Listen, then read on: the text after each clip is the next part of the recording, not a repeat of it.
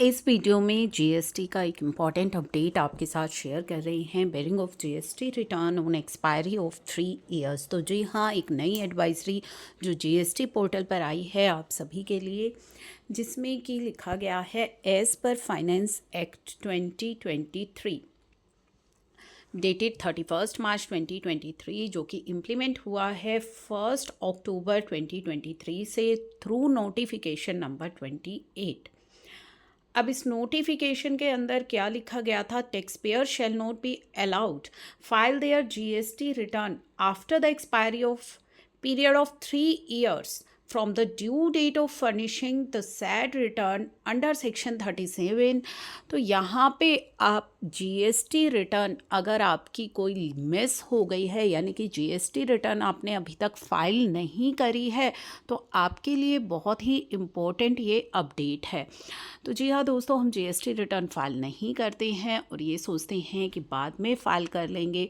तो यहाँ पे जो है अब जीएसटी पोर्टल अब रिस्ट्रिक्शन लगाने वाला है आपकी रिटर्न फाइलिंग पर, यानी कि आप फाइल नहीं कर पाएंगे अपनी GST return after the expiry of period of 3 year from the due date. यानी कि ड्यू डेट जो थी आपकी जीएसटी रिटर्न फाइलिंग की, उसके 3 साल के अंदर अंदर अगर आपने फ़ाइल कर दी तो ठीक है, अदरवाइज़ उसके बाद पोर्टल आपको अलाउ नहीं करेगा कि आप अपनी पेंडिंग रिटर्न को फाइल कर लें।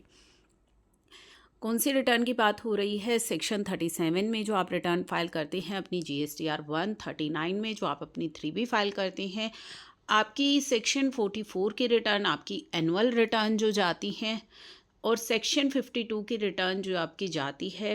ठीक है, तो ये सारी रिटर्न कौन कौन सी? GSTR 1, 3B, 4, 5, 5A, 6, 7, 8, 9।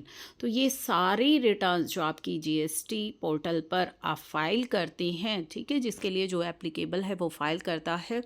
जैसे कि GSTR 4 कंपोजिशन वाले फाइल करते हैं, 5, 5A, ये सब TDS TCS की जो रिटर्न्स रहती हैं। तो ये सारी जो रिटर्न्स हैं आपकी, ये आप फाइल कर पाएंगे ड्यू डेट से, जो इनकी ओरिजिनल ड्यू डेट होगी उससे 3 years तक। उसके बाद आप ये रिटर्न फाइल नहीं कर पाएंगे। The said changes are going to be implemented in the GST portal from the early next year 2025 से ये चेंजेस इम्प्लीमेंट हो जाएंगे। अभी अगर 3 year एक्सपायर हो गए हैं फिर भी पोर्टल आपको अलाउ कर देगा कि आप फाइल कर लें, लेकिन 2025 में जब ये इम्प्लीमेंट हो जाएंगे पोर्टल पर तो उसके बाद आप फाइलिंग नहीं कर पाएंगे। Hence the taxpayer are advised to reconcile their courts and file their GST return as soon as possible। if not filed till now तो अपनी पेंडिंग रिटर्न को फाइल कर लीजिए।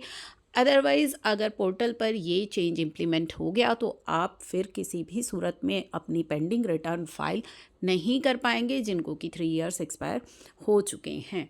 तो सभी रिटर्न्स के लिए है, ये किसी पर्टिकुलर रिटर्न के लिए नहीं है। जिन रिटर्न्स के लिए आपकी 1, 3B, 4, 5, 5A, आपकी GSTR 6, 7, 8 एंड GSTR 9 जो आपकी एनुअल रिटर्न होती है, चेक कर लीजिए कि आपकी पेंडिंग तो नहीं है।